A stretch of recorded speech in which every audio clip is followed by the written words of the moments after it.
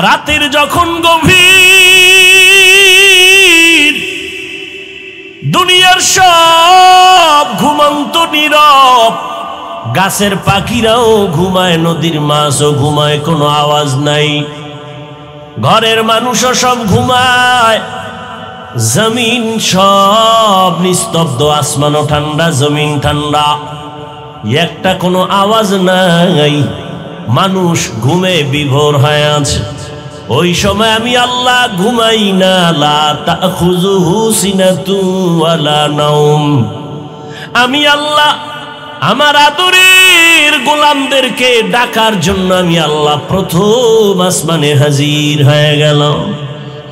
অতিও গভীর হয়, রজনী যখন নীরবে প্রভুর নাম জপিও তখন, প্রভুর করুণা যদি পাইবারে চাও, গভীর রাতে উঠে প্রভুর গুণগান গাও।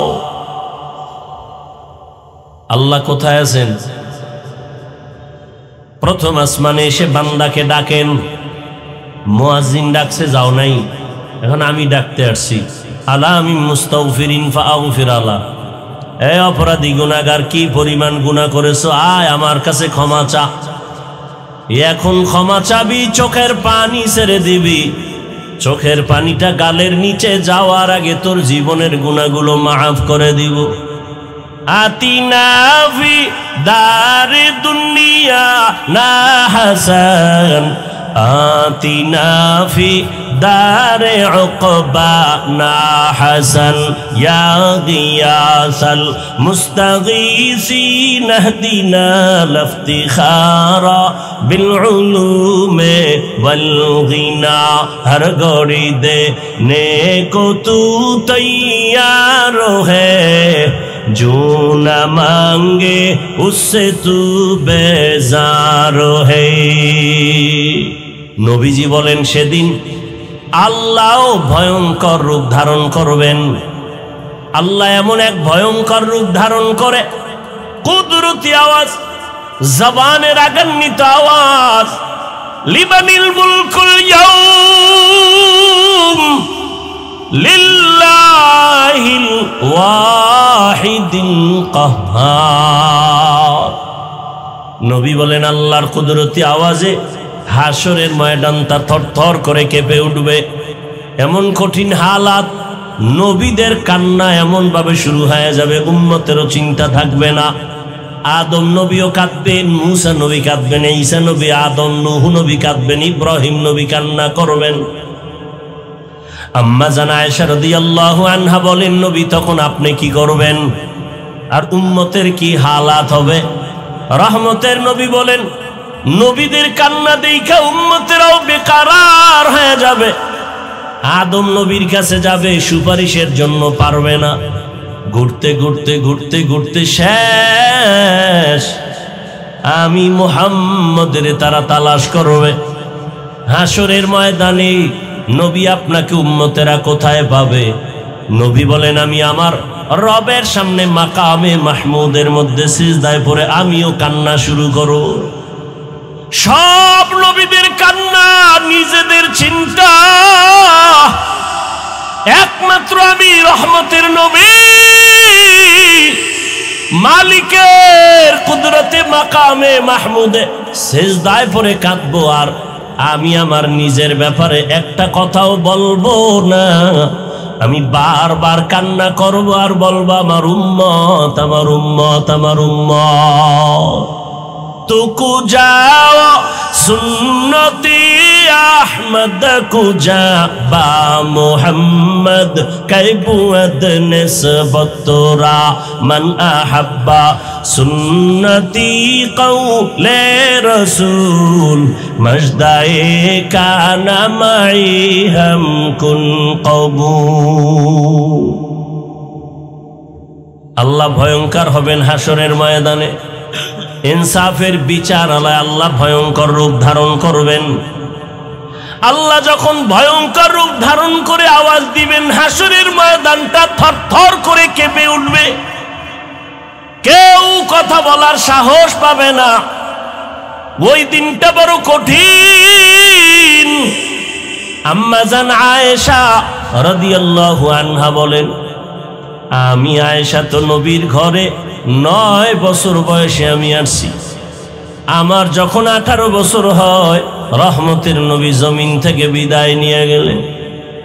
আমি প্রায় সময় তাকায় দেখতাম মায়ার নবী আমার হুজরায় বসে গুনগুন করে মাঝে মাঝে কান্না করতেন। আমি ভয় পেয়ে যাইতাম আমার মায়ার নবী কেন কাঁদে। মনে হয় আল্লাহ বেজার হয়ে গেল আমার উপর, আমি বোধহয় কোনো বেয়াদবি করেছি। আল্লাহুম্মা সাল্লি আলা মুহাম্মাদিন নবিয়িল উম্মি ওয়া আলা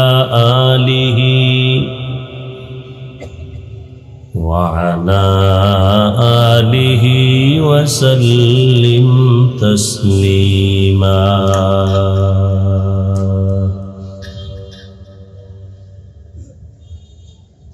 وبعد فأعوذ بالله من الشيطان الرجيم. بسم الله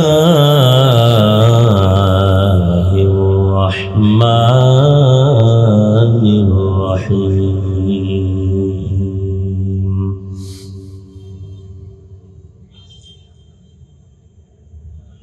وأما من خاف مقام ربه ونهى النفس عن الهوى فإن الجنة هي المأوى.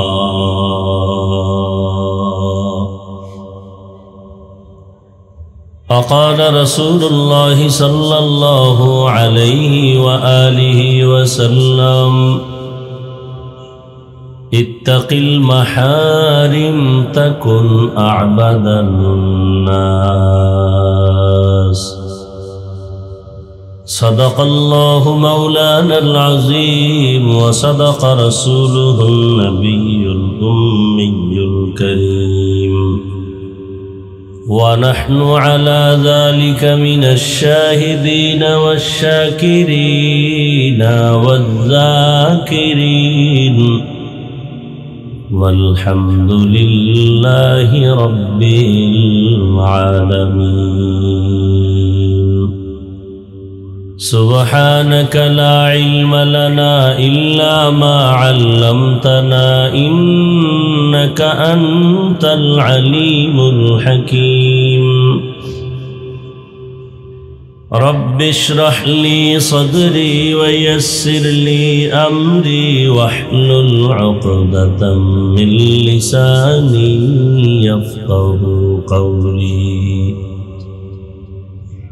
نگاہ مومن سے تو بدل جاتی ہے تقدیر، نگاہ مومن سے تو بدل جاتی ہے تقدیر. یہ بندہ کی قوت نہیں قدرت کا اشارہ، یہ بندہ کی قوت نہیں قدرت کا اشارہ. اے مرد خرد ترک معاصی کی ضرورت، اے مرد خرد ترک معاصی کی ضرورت. اب صحبت صالح کی سوا کوئی نہیں چارہ، اب صحبت صالح کی سوا کوئی نہیں چارہ. مردود ہے پیچھے ہمیں خبر نہیں لیکن، مردود ہے پیچھے ہمیں خبر نہیں لیکن. ایک وقت میں ہلاک جو اعمال ہے سارا، एक वक्त में हालाक जो अमाल है सारा।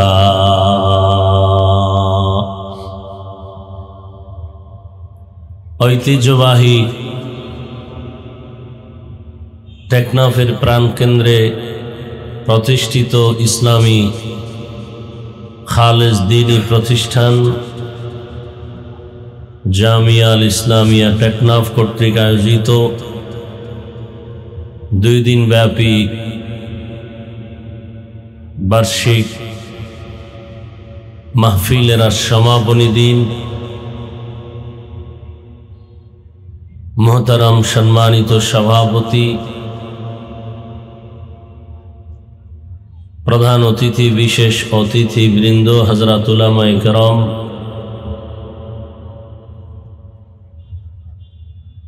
অত্র অঞ্চলের বিভিন্ন স্থান থেকে আগত আল্লাহ পাকের আশিকিন, জাকিরিন, শাকিরিন, মুহিব্বিন, মুরব্বিয়ান এজাম, কলিজার টুকরা আমার সমবয়সী যুবক বন্ধুগণ, স্নেহের ছোট ভাই, পর্দার আড়ালে মা বোনেরা, আল্লাহ পাকের দরবারে শুকর যে আল্লাহ আমাদেরকে সুস্থ রেখেছেন, আলহামদুলিল্লাহ। আল্লাহ পাকের দরবারে শুকর যে আল্লাহ আমাদেরকে সুস্থ রেখেছেন, আলহামদুলিল্লাহ। জীবনের এক অমূল্য সম্পদ আমাদের সুস্থতা। টাকা পয়সা, বাড়ি গাড়ি সব আছে, কিন্তু আপনি আমি অসুস্থ, জীবনের কোনো মূল্য নাই। টাকা পয়সা বাড়ি গাড়ি তেমন নাই, কিন্তু আপনি আমি সুস্থ। আপনার আমার মতো সুখী এ জমিনে আর কেউ নাই। আল্লাহ আমাদের এই সুস্থতাকে দায়েমান কবুল করেন। এখনো যারা ঘরে বাহিরে বিছানায় হসপিটালে অসুস্থ, আল্লাহ তাদেরকেও পূর্ণ সুস্থতার নেয়ামত দান করেন। হাজারো লাখো মানুষের ভেতর থেকে বাছাই করে পৃথিবীর শ্রেষ্ঠ মজলিস, উলামায়ে আহলে হকের মজলিস, গুনাহ মাফের মজলিস, তওবা কবুলের মজলিস, বরকতিয়ে মজলিসে আল্লাহ আমাদেরকে হাজির হওয়ার তৌফিক দান করেছেন। মোহাব্বতে আরেকবার শুকর আদায় করি, আলহামদুলিল্লাহ। দরুদ ও সালাম সৈয়দুল মুরসালিন, রাহমাতুল লিল আলামিন, শফিউল মুজনিবিন, খাতামুন নবিয়্যিন, সৈয়দুস সাকালাইন, ইমামুল মুরসালিন, শফিয়ে আযম, রসুল আকরম, রহমত আলম, নবীউল আরব আল আজম, হাবিব কিবরিয়া, আশরফুল আম্বিয়া, সৈয়দুল আম্বিয়া, শফিয়ে মাহশর, সাকি কৌসর, आका इनामदार, मदीना का ताजदार, आफताब नबूवत, फ़ख्र मौजूदात, सैयदुल मखलूक़ात, हज़रत मुहम्मदुर रसूलुल्लाह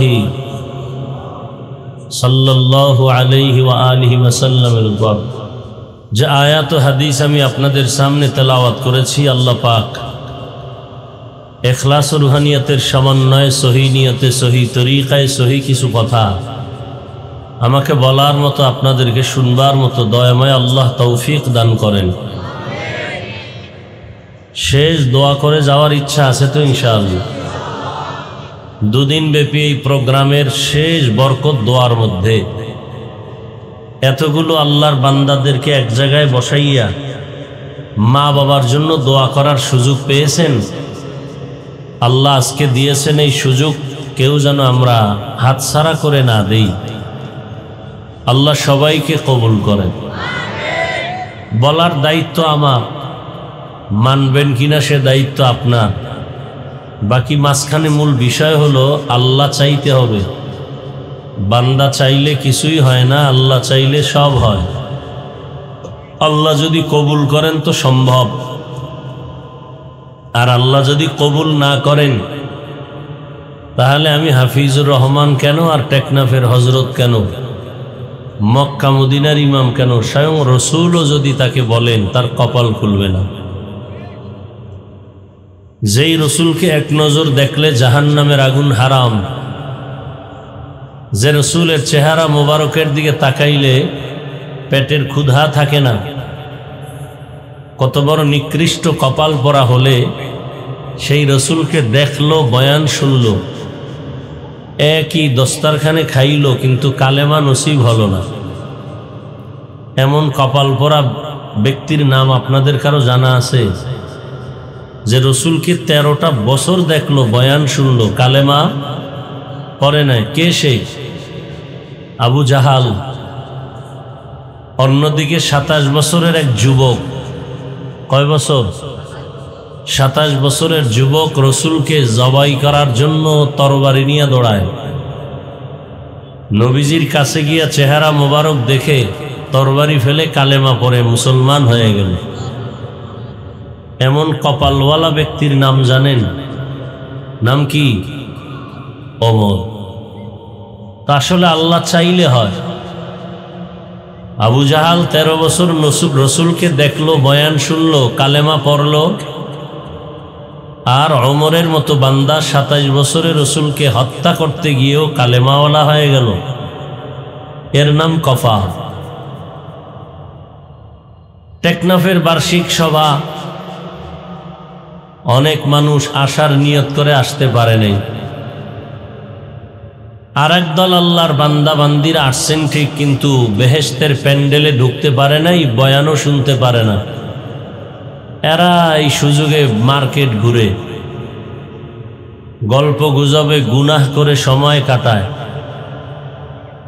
আল্লাহ তাদের হেদায়াত দান করেন। বান্দা চাইলে কিছুই হয় না, আল্লাহ চাইলে সব হয়। তা আমি যে আয়াত পড়েছি, আল্লাহ পাক রব্বুল আলামিন বলেন, ওয়া আম্মা মান খাফা মাকামা রাব্বিহি ওয়া নাহান নাফসা আনিল হাওয়া। যে ব্যক্তি আল্লাহর দরবারে দাঁড়িয়ে হিসাব দেওয়ার ভয়ে দুনিয়াতেই নিজেকে গুনাহ থেকে বাঁচায় রাখবে, ফাইন্নাল জান্নাতা হিয়াল মাওয়া, তার স্থায়ী শান্তির ঠিকানা হবে জান্নাতুল মাওয়া, জান্নাত। এবং সে জান্নাত বিনা হিসাবে পাবে, কোনো হিসাব দিতে হবে না। নবীজি বলেন, তাকিল মাহারিম তাকুন আবাদান নাস। তোমরা আল্লাহর নিষিদ্ধ জিনিস থেকে নিজেকে ফিরায় রাখো, বাঁচায় রাখো। আল্লাহর দরবারে আল্লাহ পাক মর্যাদা বাড়াবেন, মানুষের মাঝেও মর্যাদা বেড়ে যাবে।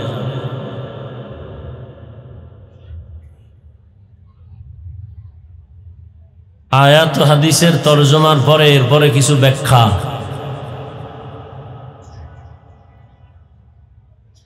আল্লাহ পাক একটা দিনকে উল্লেখ করে, দিনের দিকে ইশারা করে,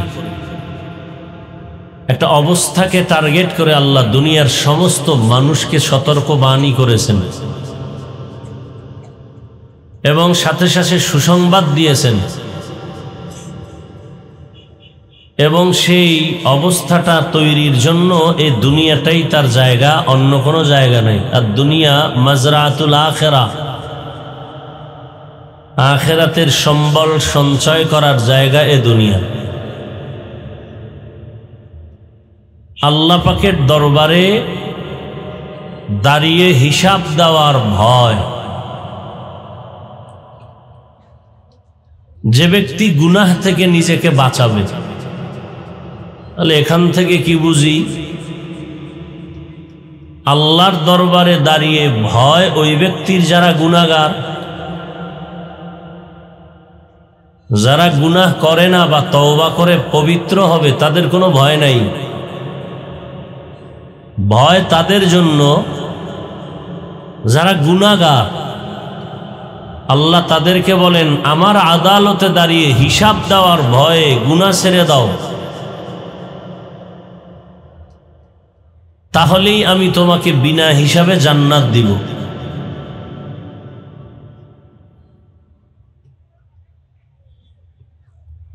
দুনিয়াতে গুনাহ কি জিনিস সেটা বুঝার জন্য আলাদা কোনো বয়ানের প্রয়োজন হয় না। কোনটা ভালো, কোনটা মন্দ, কোনটা জায়েজ, কোনটা নাজায়েজ, কোনটা বৈধ, কোনটা অবৈধ, মোটামুটি আমরা অনেকটাই ওয়াকিফ হাল জানি।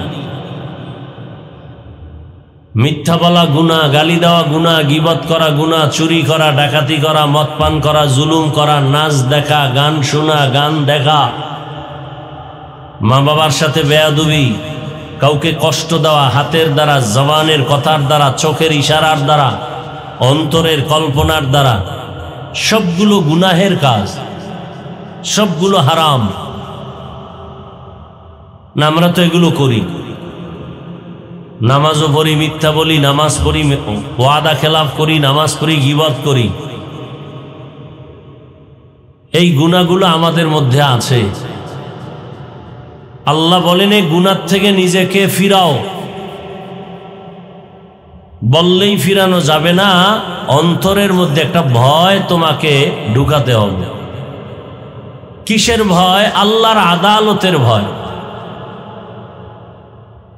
আল্লাহর আদালতের ভয়টা কেন? বলে আল্লাহর আদালত হবে বড় ভয়ঙ্কর। এই ভয়টাকে বিভিন্ন শব্দে কোরআনে বলা হয়েছে। যেমন তাকওয়া মানিও ভয়, খাশিয়াতুন মানিও ভয়, খাউফুন মানিও ভয়। ইন্নামা ইয়াখশাল্লাহা মিন ইবাদিহিল উলামা। আল্লাহর বান্দা বান্দীদের মধ্যে যারা উলামা, তারা আল্লাহকে বেশি ভয় করবেন। ইয়া আইয়ুহাল্লাযীনা আমানুত্তাকুল্লাহা হাক্কা তুকাতিহ। মুমিন, তুমি আল্লাহকে ভয় করো হক আদায় করে ভয় করার মতো। ইয়া আইয়ুহান নাবিয়্যুত্তাকিল্লাহ ওয়া লা তুতি'ল কাফিরিনা ওয়াল মুনাফিকিন। হে নবী, আপনি আমি আল্লাহকে ভয় করেন। বারবার বারবার ভয়ের কথা কোরআনের শুরুতেও আল্লাহ বলেন ভয় করো, শেষেও বলেন ভয় করো। যালিকাল কিতাবু লা রাইবা ফীহি হুদাল লিল মুত্তাকিন।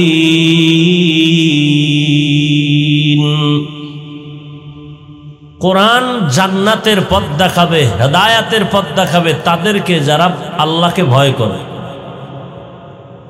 ওয়াত্তাকু ইয়াওমান তুরজাউনা ফীহি ইলাল্লাহ।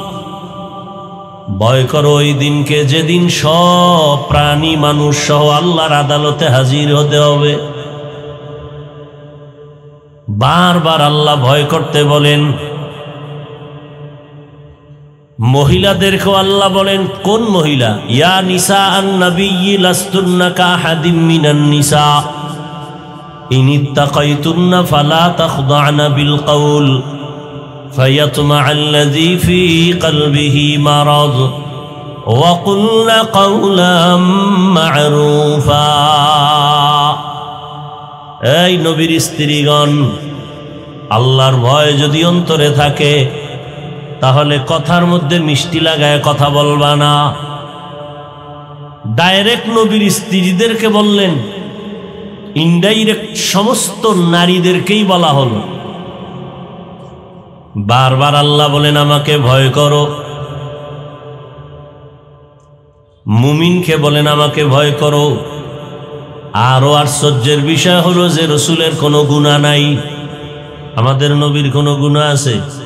এক কথায় কোন নবীর কোনো গুনাহ নাই। সব নবীরা মাসুম, বেগুনাহ, নিষ্পাপ। সব আম্বিয়ায়ে কেরাম নিষ্পাপ, মাসুম। আর সমস্ত সাহাবায়ে কেরাম মাহফুজ, আল্লাহর সংরক্ষণের পর্দায় আটকানো। অতএব আম্বিয়ায়ে কেরামদের বিরুদ্ধে কোনো কলম ধরা যাবে না। ঠিক তেমনি ভাবে আল্লাহ রসুলের হাতে গড়া সাহাবায়ে কেরামদের বিরুদ্ধে কোনো কলম ধরা যাবে না। নবীরা গুনাহ করেন নাই। সাহাবায়ে কেরাম দুই একটা করে থাকলেও আল্লাহ ক্ষমার ঘোষণা দিয়া হেফাজতের প্যাকেট করে ফেলেছেন। তারা পবিত্র, তারা জান্নাতি। রাদিয়াল্লাহু আনহুম ওয়া রাদু আন যালিকা লিমান খাশিয়া রাব্বাহ। জমিনের মধ্যে যারা উলামা তারা আল্লাহকে ভয় করবেন, অন্যেরাও করবে, তবে আলেমরা বেশি করবে। নবী যে নবীর গুনাহ নাই, যে নবীর জন্য আমার আল্লাহ নিজে আশেক। মূসা নবী আল্লাহর বন্ধু, ঈসা নবী আল্লাহর বন্ধু, ইব্রাহিম আদম আল্লাহর বন্ধু, সব নবী রাসূল আল্লাহর বন্ধু। আপনার আমার নবীও আল্লাহর বন্ধু, তবে ব্যবধান হলো সব নবী রাসূল আমার আল্লাহ তাআলার আশিক, আর আমার আল্লাহ নিজে হলেন মুহাম্মদের আশিক। ব্যবধান আছে না নাই? সব নবী রাসূল আল্লাহর আশিক, আল্লাহ কার আশিক? রাহমাতুল লিল আলামিনের আশিক। সেই নবীকে আল্লাহ তো আলাদা করে বানাইছেন। আল্লাহ সেই নবীকেও বলেন আমাকে ভয় করেন, বারবার আল্লাহ বলেন আমাকে ভয় করো। কোরআনের শুরুতেও তাকওয়া ভয়, কোরআনের শেষের আয়াতেও তাকওয়া ভয়। এমন কোন পৃষ্ঠা কোরআনের নাই বললেই চলে যে ভয়ের আওয়াজ নাই। খাউফুন মানিও ভয়, খাশিয়াতুন মানিও ভয়, তাকওয়া মানিও ভয়। পুরুষেরাও বলে আল্লাহ, আল্লাহকে ভয় কর। নারীদেরও আল্লাহ বলেন আমাকে ভয় করো। কেন এত বারবার আল্লাহ ভয় করতে বলেন? দুনিয়াতেও মানুষ মানুষকে ভয় করে, করে না? করে না? কোন মানুষ কোন মানুষকে ভয় করে? দুর্বল মানুষ শক্তিশালী মানুষের ভয় করে, নিরীহ মানুষ সন্ত্রাসীদেরকে ভয় করে। এক কথায় যারা ভয়ঙ্কর বেয়াদব এদেরকে মানুষ ভয় করে। বুঝে থাকলে বলেন আমার আল্লাহ কি ভয়ঙ্কর নাকি দয়ালু? কি দুনিয়াতে তো দয়ালুরে কেউ ভয় করে না, করে? ভয়ঙ্করের ভয় করে। তো আল্লাহ যদি দয়ালু হন তাহলে তাকে ভয় করব কেন? আসলেই তো আল্লাহ দয়ালু। কেমন দয়ালু? আল্লাহর মতো দয়ালু আর আছে কেউ? দুনিয়ার যত দয়ালু সব দয়ালু স্বার্থপর। দুইজন মানুষ খুঁজে বের করেছিলাম, এদের কোনো স্বার্থ নাই, কিন্তু সোনার বাংলায় তাকায় দেখি এরাও স্বার্থপর। কয়জন? একজন মা আর একজন বাবা। বাংলাদেশে তাকায় দেখলাম স্বার্থের আঘাতে মা বাবাও সন্তানকে হত্যা করে। আছে না নাই? স্বার্থের আঘাতে সন্তান মা বাবাকে হত্যা করে, স্বার্থের টানে স্ত্রী স্বামীকে হত্যা করে, স্বামী স্ত্রীকে হত্যা করে। দুনিয়ার মানুষ মানুষকে দয়া করে, মাঝে মাঝে করে, মাঝে মাঝে করে না। আংশিক করে, মনের মতো করে না। করার পরে আবার খোঁটা দেয়। আর আমার আল্লাহ এমন দয়ালু, বান্দাকে নিঃস্বার্থভাবে দয়া করেন। সীমাহীন দয়া, আংশিক না পরিপূর্ণ, চাওয়ার আগে এবং দয়া করার পর আমার আল্লাহ কোনো খোঁটাও দেন না। আল্লাহর দয়া কেমন? দুনিয়াওয়ালারা দয়ার দরজা মাঝে মাঝে খুলে, মাঝে মাঝে খুলে না। আর আমার মালিক সব সময় দরজা খুলে রাখছেন। সমুদ্রের মাঝে গিয়া যদি তুমি ডাক দাও আল্লাহ, আল্লাহ বলেন সেখানেও আমি হাজির। আমার দয়ার দরজায় যদি কাফের আমার কাছে কিছু চায়, আমি তাকেও দেই। আমি আল্লাহ কারো কম দেই না। আমার দয়া কাফেরও নেয়, বিধর্মীও নেয়, মুমিনেও নেয়। আমি স্বার্থপর না। এ কারণে যেই গাছের ফল মুমিন খাওয়ার স্বাধীনতা আছে, ওই গাছের ফল বেঈমানেও খাওয়ার স্বাধীনতা আছে। মুমিন যেই নদীর মাছ খায়, বেঈমানেরাও খায়, বাধা নাই। কেন আমি আল্লাহ এত বড় দয়ার মালিক। যদি স্বার্থপর হইতাম, যারা আমার দেওয়া সূর্যের আলো, চাঁদের আলো, পানি, বাতাস, জমিনের ফসল, গাছের ফল খাইয়া আমি আল্লাহ মানে না, নামাজ নাই, রোজা নাই, তেলাওয়াত নাই, আমি আল্লাহ যদি স্বার্থপর হইতাম, আমি ঘুমের ঘরে ওদের মেরে ফেলতাম। আমি স্বার্থপর না, যে কারণে আমি ওদের মারি না, বরং বারবার ডাক দেই। ফজরের সময় ডাক দিলাম, আসসালাতু খায়রুম মিনান নাওম, ঘুমের চেয়ে নামাজ ভালো। আর তুমি ঘুমাইও না, ঠিকমতো পড়িলে নামাজ জান্নাত তোমার ঠিকানা। আমার প্রাণের ভাই বোনেরা, জলদি করে উঠে যাও, ওযু করে তাড়াতাড়ি নামাজ পড়তে লেগে যাও। আহা নবী বেনামাজির শাফাআত করিবেন না, ঠিকমতো পড়িলে নামাজ জান্নাত তোমার ঠিকানা। আমার প্রাণের ভাই বোনেরা, জলদি করে উঠে যাও, ওযু করে তাড়াতাড়ি নামাজ পড়তে লেগে যাও। আহা নবী বেনামাজির শাফাআত করিবেন না, ঠিকমতো পড়িলে নামাজ জান্নাত তোমার ঠিকানা। ঘুমের চেয়ে নামাজ ভালো, আর তুমি ঘুমাইও না, ঠিকমতো পড়িলে নামাজ জান্নাত তোমার ঠিকানা।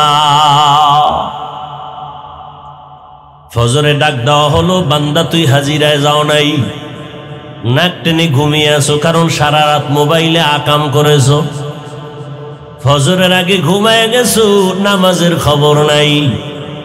আমি আল্লাহ তোরে ডাক দাওয়াইলাম, তুই হাজিরা দাও নাই। আমি আল্লাহ বেজার না হইয়া আবার জোহরের নামাজে ডাক দিলাম, হাইয়া আলাস সালাহ। জোহরের নামাজেও তুই হাজির হও নাই রে মুমিন। আমি আল্লাহ বেজার না হইয়া আবার আসরের সময় ডাক দিলাম, হাইয়া আলাল ফালাহ। আসরেও তুই নাই। আমি আল্লাহ রাগ না, আবার মাগরিবে ডাক দেওয়ার আয়োজন করলাম, মাগরিবেও তুই আসো নাই। এশার নামাজে আবার ডাক দিলাম, তুই আসো নাই। এইবার আমি নিজে রেডি হয়ে গেলাম, আমি তোরে ডাকার জন্য আসতেছি। রাতের যখন গভীর, দুনিয়ার সব ঘুমন্ত নীরব, গাছের পাখিরাও ঘুমায়, নদীর মাছও ঘুমায়, কোনো আওয়াজ নাই, ঘরের মানুষও সব ঘুমায়, জমিন সব নিস্তব্ধ, আসমানও ঠান্ডা, জমিন ঠান্ডা, একটা কোনো আওয়াজ নাই, মানুষ ঘুমে বিভোর হয়ে আছে। ওই সময় আমি আল্লাহ ঘুমাই না, লা তাখুযুহু সিনাতুন ওয়ালা নাওম। আমি আল্লাহ আমার আদরের গোলামদেরকে ডাকার জন্য আমি আল্লাহ প্রথম আসমানে হাজির হয়ে গেলাম। অতিও গভীর হয় রজনী যখন, নীরবে প্রভুর নাম জপিও তখন। প্রভুর করুণা যদি পাইবারে চাও, গভীর রাতে উঠে প্রভুর গুণগান গাও। আল্লাহ কোথায় আছেন? প্রথম আসমানে এসে বান্দাকে ডাকেন। মুয়াজ্জিন ডাকছে, যাও নাই, এখন আমি ডাকতে আসছি। আলা আমি মুস্তাগফিরিন ফাগফির আলা। এ অপরাধী গুনাহগার, কি পরিমাণ গুনাহ করেছো, আয় আমার কাছে ক্ষমা চা। এখন ক্ষমা চাবি, চোখের পানি ছেড়ে দিবি, চোখের পানিটা গালের নিচে যাওয়ার আগে তোর জীবনের গুনাহগুলো মাফ করে দিব। আতিনা ফি দারে দুনিয়া না হাসান آتنا في دار عقبانا حسن يا غياث المستغيثين اهدنا لافتخارا بالعلوم والغنى ہر گوڑی دینے کو تو تیار ہے جو نہ مانگے اس سے تو بیزار ہے আমি আল্লাহ গভীর রাত্রে ডাক দিলাম আলামিন মুস্তারজিকিন ফারজুকা কার টাকা পয়সা লাগবে রিজিক লাগবে বল আমি আল্লাহ দেওয়ার জন্য আসছি কোন সময় কি ঘুমাইতেছেন আপনারা কোন সময় আল্লাহ আসেন কোন দিন হ্যাঁ বান্দার থেকে কিছু নিতে না দিতে আপনাদের কিছু লাগে না নাক টেনে ঘুমান কেন বাবায় যদি গভীর রাতে ঘরের দরজায় এসে নক করে আমি তোর বাবা আসছি দরজা খোল বিপদে এমন কোন মোহাব্বতের সন্তান নাই যে ঘুমায় থাকবে সাথে সাথে দরজা খুলে বাবা কেন আসছে ছাত্রের দরওয়াজার কিনারায় গভীর রাতে যদি কোনো শিক্ষক এসে নক দেয় ও আমার কলিজার ছাত্র বাবা আমি ঘুমাই নাই তোমার কাছে আসছি জরুরত এমন কোন মোহাব্বতের ছাত্র নাই যে ঘুমায় থাকবে বরং দরজা খুলে বলবে হযরত কেন আসছেন তোমার আমার আসল মালিক আমার আল্লাহ রাতের গভীরে বান্দাকে ডাকেন বান্দা টাকা লাগলে বল বাড়ি লাগবে বল গাড়ি লাগবে বল জীবনে কি প্রয়োজন বল রহমতের নবী বলেন একটা জোতার ফিতাও যদি ছিঁড়ে যায় আমার আল্লাহর কাছে বলো আমার আল্লাহ কুদরতের দরজা খুলে দিবে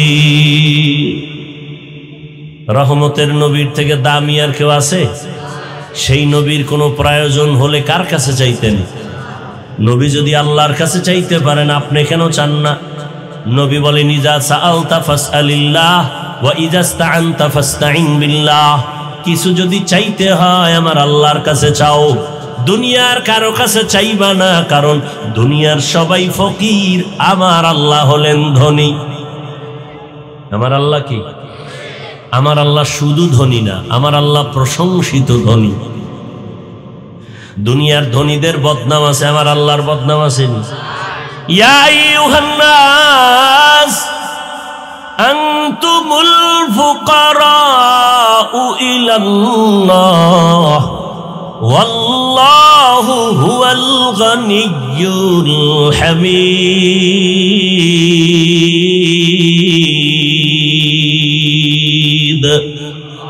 गर तवक्कुल मी कुनी हर सुबह शाम मेरा सानद रिज़्क़ तू अज़ला मकाम जुज़्बा हक़ ची ज़े मखाज़ इंसुजा फज़ले उआ मस्ते दर जुमला जहां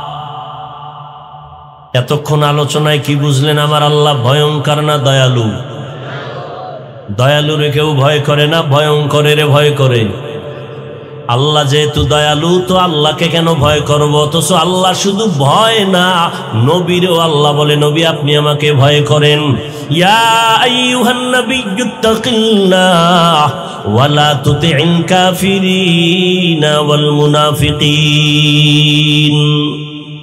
হে নবী আপনি আমাকে ভয় করেন কাফের মুনাফিকের অনুসরণ করবেন না নবীকেও আমার আল্লাহ বলেন আমাকে ভয় করো নারীদেরও বলেন আমাকে ভয় করো দুনিয়ার সব মানুষেরও আল্লাহ বলেন ভয় করো ইয়া আইয়ুহান নাসুত্তাকু রাব্বাকুম ও দুনিয়ার মানুষ তোমাদের রবেরে ভয় করো দুনিয়ার সব মানুষকে বললেন বেঈমানকেও বললেন মুমিনেরও বললেন ইয়া আইয়ুহাল্লাযীনা আমানুত্তাকুল্লাহা ওয়া কুলু কাওলান সাদীদা বারবার আল্লাহ মুমিনকে বলেন ভয় কর ভয় কর আল্লাহ বারবার কেন ভয় করতে বলেছেন অথচ আল্লাহ হলেন দয়ালু আল্লাহ তো ভয়ঙ্কর না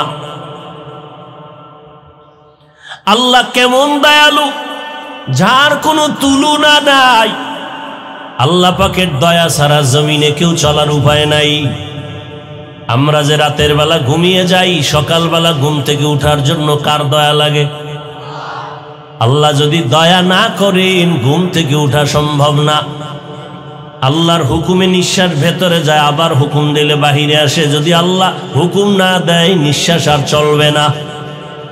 হসপিটালের মধ্যে রোগীর নিয়া নাকের মধ্যে অক্সিজেনের পাইপ লাগায় রাখছে, আইসিইউতে ঢুকাইছে, মিনিটে মিনিটে বিল উঠে। 1 ঘন্টা আইসিইউতে ঢুকলা এত টাকা, 2 ঘন্টা এত টাকা। অক্সিজেন না থাকলে বাঁচবে না। কিন্তু দেখছেন নি, চোখে দেখা গেল পাইপ লাগানো, কিন্তু আমরা যেই হাঁটা চলা করি, চলাফেরা করি, এর মধ্যে 1 সেকেন্ডে আমার মাওলার অক্সিজেন বন্ধ আসেনি। আল্লাহরে কয় টাকা বিল দিছেন? 24টা ঘন্টা ঘুমাইয়ে আছেন, সেখানে অক্সিজেন লাগে না? কথা বলেন না কেন? তাহলে পাইপ ছাড়া আল্লাহ পাক টোটাল একটা আইসিইউর মধ্যে আমাদের রাখছেন। 5 মিনিট যদি অক্সিজেন বন্ধ হয়ে যায়, বান্দা আর বেঁচে থাকার কোনো উপায় নাই। আল্লাহ কয় হসপিটালে ঢুকিয়ে, আইসিইউর মধ্যে ঢুকিয়া লক্ষ লক্ষ টাকা অক্সিজেনের বিল দাও। আমি আল্লাহ তোরে 24 ঘন্টা অক্সিজেনের মাঝে রাখছি, কয় টাকা বিল দিছো? দিছেন 1 টাকাও? আল্লাহ বলে বিল লাগবে না, বরং তোর কল্যাণে তুই 5 ওয়াক্ত নামাজ আদায় কর, মা বাবার খেদমত কর, ওলামায়ে কেরামের পরামর্শ নিয়ে চল, আমার হুকুম মেনে গুনাহ থেকে নিজেরে বাঁচায় চল। আমি আল্লাহ তোকে দুনিয়ায় বাদশা বানাবো, পরকালে বিনা হিসাবে জান্নাত দিব। গুনাহ থেকে নিজেকে বাঁচাইও। কেন? আল্লাহ ভয়ঙ্কর না, এটাই সত্য। তবে মুফাসসিরিনে কেরাম বলেন না, আল্লাহ একটা সময় বান্দার জন্য বড় ভয়ঙ্কর হবেন। সেই দিন হবে কিয়ামতের দিন। আল্লাহ ওই দিন এমন ভয়ঙ্কর হবেন যে নবীদের গুনাহ নাই, তারাও কান্না শুরু করবে ভয়ে। সেদিন এতটা আল্লাহ রাগান্বিত হবেন, এই পুরা জমিন হবে কিয়ামতের মাঠ, আরাফার ময়দান হবে আল্লাহর এই স্টেজ বা আদালত। কেউ বলেন সিরিয়ার জমিন হবে আদালত, গোটা দুনিয়ার জমিনটা হবে কিয়ামতের মাঠ। সমতল জমিন, মানুষগুলো সব, নারী পুরুষ সব উলঙ্গ দাঁড়াবে। আম্মা জান আয়েশা রাদিয়াল্লাহু আনহা বলেন, ইয়া রাসূলুল্লাহ, মানুষ উলঙ্গ সব নারী পুরুষ একসাথে দাঁড়াবে, লজ্জা লাগবে না? নবী বলেন, হাসরের মাঠ এত ভয়ঙ্কর হবে, কেউ কারো দিকে তাকাবার হুঁশ হবে না। মানুষগুলো উলঙ্গ দাঁড়িয়ে যাবে। আল্লাহ বলবে, সূর্যটা নিচে নেমে আসো। সূর্যটা নিচে এসে তাপ দেওয়া মাত্র মাটির জমিনটা পুড়িয়া তামা হয়ে যাও। অপর দিকে জাহান্নামের চিৎকারের আওয়াজ। জাহান্নাম চিল্লায় বলবে, আল্লাহ গুনাহগার গুলো আমার পেটে দাও, আমার পেটে বড় ক্ষুধা, বেনামাজি গুলো দাও। আল্লাহ অর্ডার করবেন, 70,000 ফেরেশতারা শিকল লাগায়া ধরে রাখ, জাহান্নাম যেন আমার দিকে আসতে না পারে। যদি আমার আদালতের দিকে আগায় যায়, আমি বিচার করতে পারবো না। 70,000 শিকল জাহান্নামের গলায় লাগায়া ফেরেশতারা পেছনে টেনে ধরবে, তারপরও রাখতে পারবে না। নবীজি বলেন, সেদিন আল্লাহ ভয়ঙ্কর রূপ ধারণ করবেন। আল্লাহ এমন এক ভয়ঙ্কর রূপ ধারণ করে, কুদরতি আওয়াজ, জবানের রাগান্বিত আওয়াজ, লিমানিল মুলকুল ইয়াউম লিল্লাহিল ওয়াহিদিল কাহ্হার। নবী বলেন, আল্লাহর কুদরতি আওয়াজে হাসরের ময়দানটা থরথর করে কেঁপে উঠবে। এমন কঠিন হালাত, নবীদের কান্না এমন ভাবে শুরু হয়ে যাবে, উম্মতেরও চিন্তা থাকবে না। আদম নবীও কাঁদবেন, মুসা নবী কাঁদবেন, ঈসা নবী, আদম, নূহ নবী কাঁদবেন, ইব্রাহিম নবী কান্না করবেন। আম্মা জান আয়েশা রাদিয়াল্লাহু আনহা বলেন, নবী তখন আপনি কি করবেন আর উম্মতের কি হালাত হবে?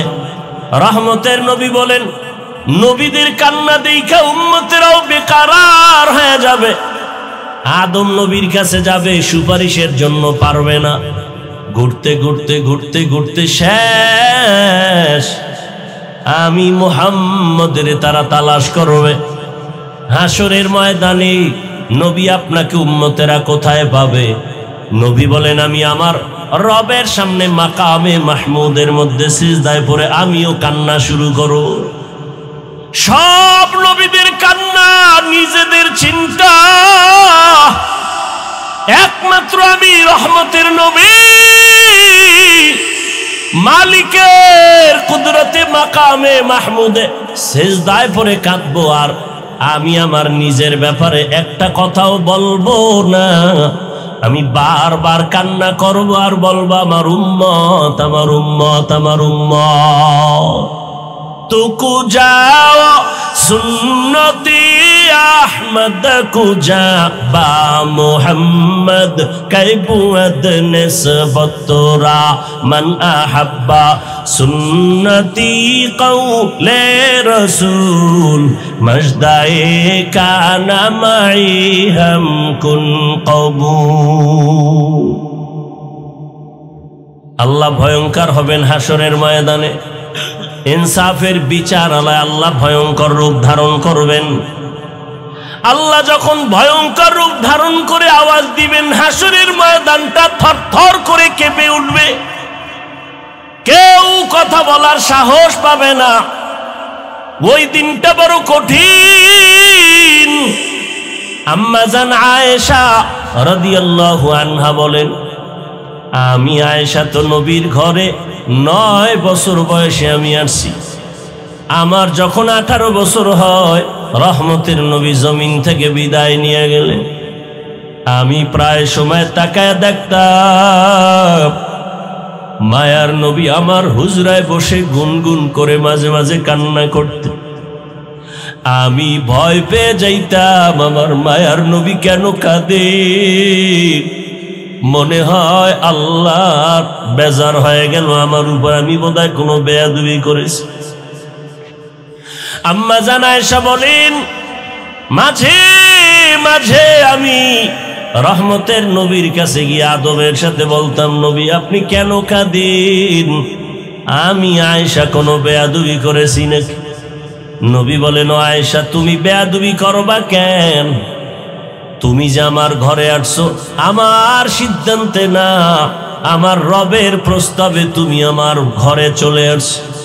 তুমি আয়েশা বেয়াদবি করবা কেন?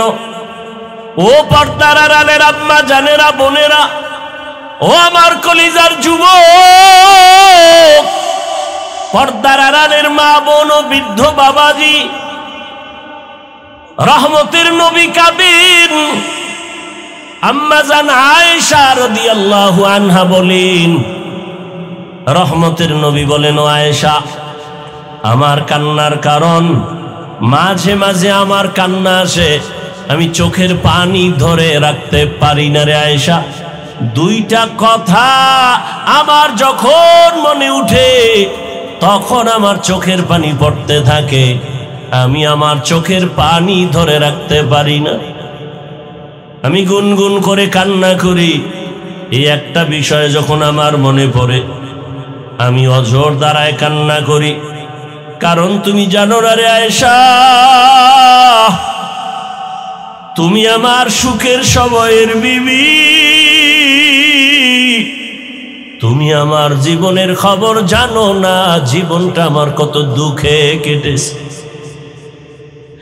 এ দুনিয়াতে আসি আমি একদিনও আমার বাবাকে বাবা বলে ডাক দিতে পারি নাই রে আয়েশা। আমার বাবার চেহারাটাও দেখতে পারি নাই। আমি এত বড় এতিম। ওই দুঃখের সময় তো তুমি আয়েশা জানো না, ছিলা না, আমার জীবনটা কেমন দুঃখে কেটেছে। ও আয়েশা জানো না, আমার 6 বছর বয়সে আমি আমার মাকেও হারায় অসহায় হয়ে গেছি। একটা সন্তান যখন বাবাকে হারায় মায়ের কাছে আশ্রয় নেয়, মনের ব্যথা বলে। আবার যদি মাকে হারায় বাবার কাছে আশ্রয় নেয়। ও আয়েশা, তুমি জানো না, এতে আসিয়া বাবাকে পাইলাম না, 6 বছরে আমি মা হারা হয়ে গেলাম। আমার তখন মাথার ছায়া ছিল দাদা আব্দুল মুত্তালিব। ওই দাদার পাশে আমি ঘুমাইতাম, মাঝে মাঝে মা মা বলে চিৎকার দিতাম। আমার মায়ের আদর থেকেও আমি বঞ্চিত। 8 বছর বয়সে আমার দাদাকেও আমি হারায় গেলাম। আমার এখন দাদাও নাই। ও আয়েশা, আমার বংশের সবাই আমার দুশ্মন, আপন বলতে কেউ নাই। দাদা চলে গেলেন চাচা আবু তালিবের হাতে রেখে। ও আয়েশা, ওই সময় আমার থাকার মতো ভালো জায়গা নাই, জীবনটা আমার বড় কষ্টের। সেই সময় আমার 25 বছর বয়সে আমি একজন নারীকে বিবাহের বন্ধনে নিয়েছি। আমার বয়স 25-40 বছরের নারী বিধবা, 2 স্বামী বিদায়ের পরে আমি একাধিক সন্তানের মা হওয়ার পরে আমার ঘরে আরবের রূপবতী গুণবতী এক নারী, ধনী টাকাওয়ালা খাদিজা রাদিয়াল্লাহু আনহা। ও আয়েশা, তুমি জানো না, আমার ঘরে আসার পর আমাকে তার জীবনের সব সম্পদ হাদিয়া দিয়ে দিছে। আমি দিনের দাওয়াত দিতে যাইতাম, রাতের গভীর ঘরের কিনারায় এসে সালাম দিতাম, সাথে সাথে দরওয়াজা খুলে যেত। আমি মাঝে মাঝে আশ্চর্য হয়ে যেতাম, প্রশ্ন করতাম, হে খাদিজা, আপনি কি ঘুমান না? খাদিজা চোখের পানি ছেড়ে কান্না করতেন, ও মায়ার নবী, আপনি বড় ইয়াতীম, আপনার বাবা নাই, মাও নাই। আমি খাদিজা যদি ঘুমায় যাই, আপনার চারদিকে দুশ্মন, ঘরের দরজায় এসে যদি দাঁড়ায় কষ্ট পান, আল্লাহ আমার উপরে বেজার হয়ে যাবে। এ কারণে আমি বিছানায় পিঠ লাগায় ঘুমাই না, রহমতের নবীর অপেক্ষায় আমি ঘরের দরওয়াজায় অপেক্ষা করি। ও আয়েশা, আমি হেরা পাহাড়ের গুহায় গিয়ে সেখানে আল্লাহর ধ্যানে সময় কাটাইতাম। 1 সপ্তাহ 2 সপ্তাহ পর্যন্ত আসতাম না। 1 সপ্তাহের নাস্তা নিয়ে যাইতাম। যখন আমি আসি না, রাস্তা নাই, সিঁড়ি নাই, এত উঁচু পাহাড়। আমার খাদিজা নিজে মহিলা মানুষ, হেঁটে হেঁটে গিয়া পাহাড় বেয়ে উপরে উঠে আমাকে নাস্তার ব্যবস্থা করে দিয়ে আসতো। ও আয়েশা, ওই খাদিজার কথা আমার মনে পড়লে চোখের পানি ধরে রাখতে পারি না। আমার বংশের লোকেরা আমাকে 3টা বছর পর্যন্ত শিয়াবে আবু তালিবের মধ্যে গৃহবন্দী করে রাখছে। একটু পানি নাই, খানা নাই। আমি গাছের পাতা চাবায়া চাবায়া পেটের ক্ষুধা নিবারণ করেছি।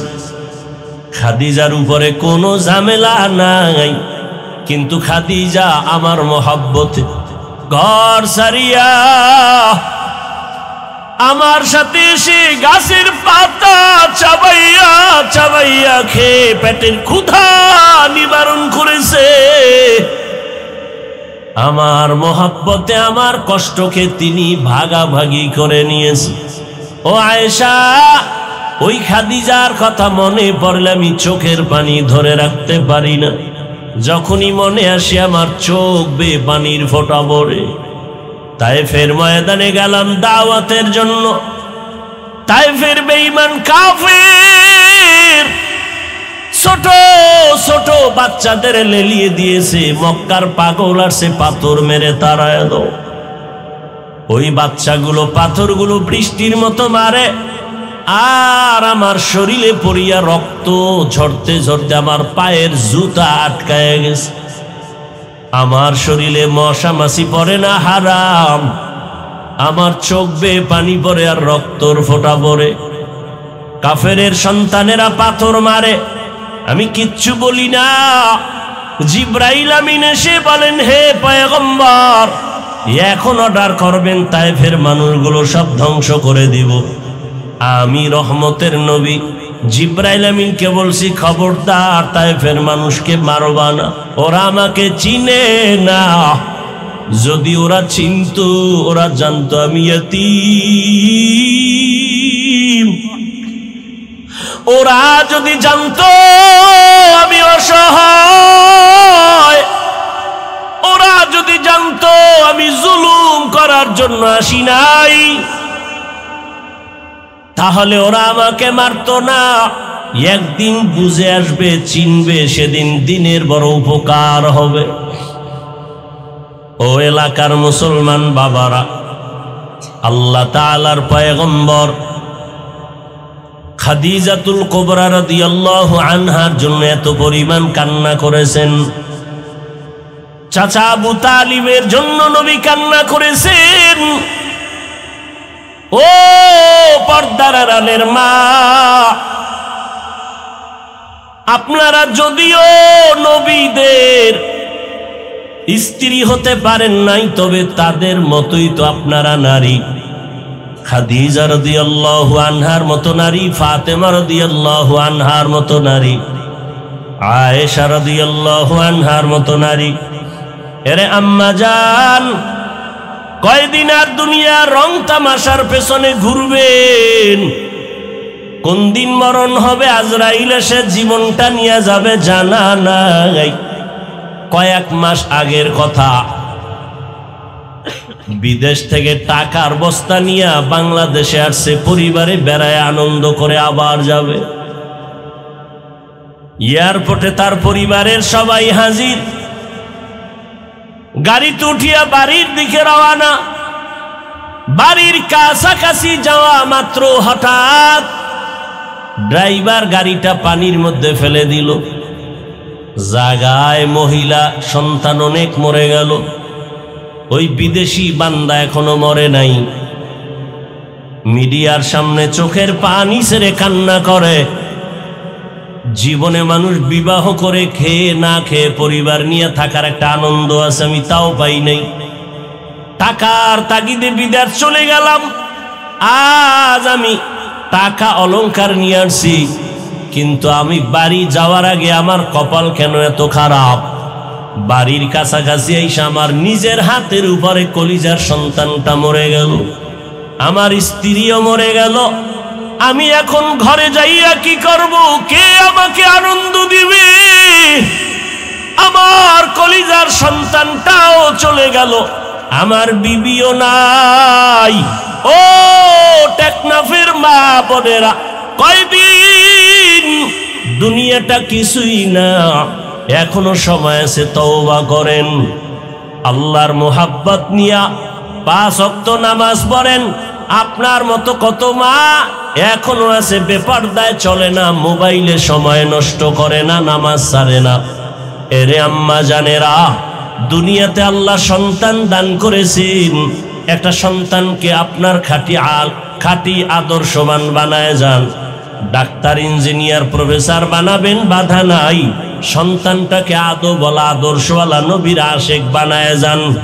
ডাক্তার হইয়াও যদি বান্দা কোরআন পড়নেওয়ালা হয়, জীবনটা ধন্য। ও আমার যুবক বাবা, কয়দিন দুনিয়ার এই বাহাদুরি, চোখের সামনে লাশ আর লাশ। এমন কোনো দিন নাই পানির নিচে, গাড়ির নিচে যুবকের লাশ নাই, ঘুমের বিছানায় লাশ নাই। কয়দিন আর বাঁচবা?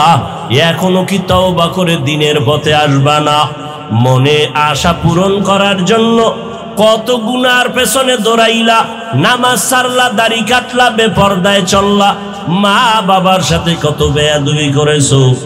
এখনো সময় আছে, তওবা করো। তোমার মতো কত যুবক জেনারেল লাইনে থাকিয়াও নামাজ ছাড়ে না, মা বাবার কথা শুনে চলে, ওলামায়ে কেরামের শ্রদ্ধা করে চলে। তুমি ডাক্তার হও, ইঞ্জিনিয়ার হও, প্রফেসর হও, তবে বেয়াদব হইও না, মা বাবার দোয়া নিয়ে চলিও। কারণ আল্লাহর কসম, মা বাবার চোখের পানি আর দোয়া ছাড়া জীবনে কোনো সন্তানের সফলতার দরজা খুলবে না। তুমি জানো না যে মা বাবার কত কষ্ট আর মেহনত, যে কারণে তুমি আজকে মানুষ। ওই মা বাবার চোখের পানি আর দোয়ার কারণে তুমি টাকার মালিক, বাড়ি গাড়ির মালিক, সম্মানের মালিক। আজকে অনেকের মা দুনিয়ায় নাই। ওই মা বাবা তোমার আমার জন্য এত চোখের পানি ফেলেছেন, ওই মা বাবার জন্য তুমি কি এক ফোঁটা চোখের পানি ফেলে দোয়া করতে পারো না? রহমতের নবী চোখের পানি ফেলে দোয়া করেন, মা বাবার জন্য কান্না করেন। রহমতের নবীও যদি কাঁদেন, তোমার আমার কপাল কেন খারাপ যে চোখে পানি আসবে না রে বাবা। চোখের পানি ছাড়া দুনিয়ার সফলতা নাই, আখিরাতেরও সফলতা আসবে না। আল্লাহ তাআলা বলেন, আমার আদালত বড় ভয়ঙ্কর। ওই ভয় অন্তরে জমা করিয়া দুনিয়াতে গুনাহ ছেড়ে তওবা করো, আল্লাহর কাছে কান্না করো, গুনাহ থেকে ক্ষমা চাও। চোখ দুইটা বন্ধ করলে দেখা যাবে আমার মতো গুনাহগারের জমিনে কেউ নাই। গুনাহের কারণে হাত না পাক, চোখ না পাক, জিহ্বা না পাক, অন্তর না পাক। আল্লাহর দরবারে ক্ষমা চাও, নামাজি হয়ে যাও, আল্লাহর কাছে সিজদা দিয়ে কান্না করো। আল্লাহ বলেন, বান্দা যখন কান্না করবে চোখের পানি ছাড়িয়া, গালের নিচে চোখের পানি যাওয়ার আগে আমি আল্লাহ তার জীবনের সব গুনাহ মাফ করে দিব। ভাইরা আমার, আল্লাহর নবী বলেন, ও আয়েশা, দুই কথা মনে পড়লে আমার বেশি কান্নার আওয়াজ। এখনো খাদিজার কথা মনে পড়লে কান্না করি।